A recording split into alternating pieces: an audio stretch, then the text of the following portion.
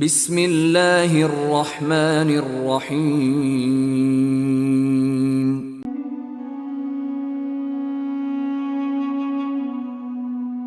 حضرت انس بن مالک رضی اللہ تعالی عنہ سے روایت ہے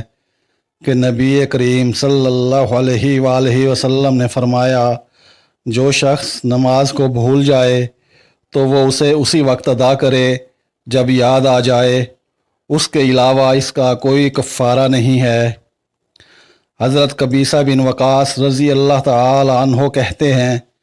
کہ رسول اللہ صلی اللہ علیہ وآلہ وسلم نے فرمایا، میرے بعد تم پر ایسے حکام آئیں گے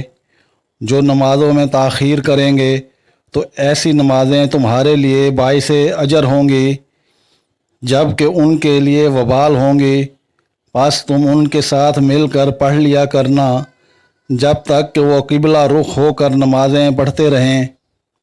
سیدنا ابو ہریرہ رضی اللہ تعالی عنہ راوی ہیں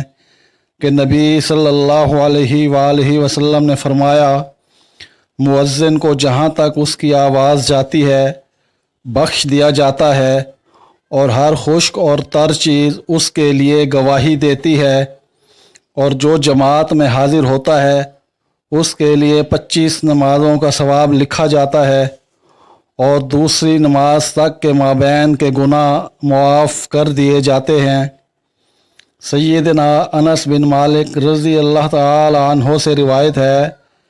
رسول اللہ صلی اللہ علیہ وآلہ وسلم نے فرمایا، اذان اور اقامت کے مابین دعا رد نہیں کی جاتی۔ سیدنا ابو ہریرہ رضی اللہ تعالی عنہ بیان کرتے ہیں کہ رسول اللہ صلی اللہ علیہ وآلہ وسلم نے فرمایا، فرشتے تم میں سے ایک کے لیے دعا اور استغفار کرتے رہتے ہیں جب تک کہ وہ اس جگہ پر بیٹھا رہے جہاں اس نے نماز پڑھی، جب تک کہ بے وضو نہ ہو یا وہاں سے اٹھ نہ جائے۔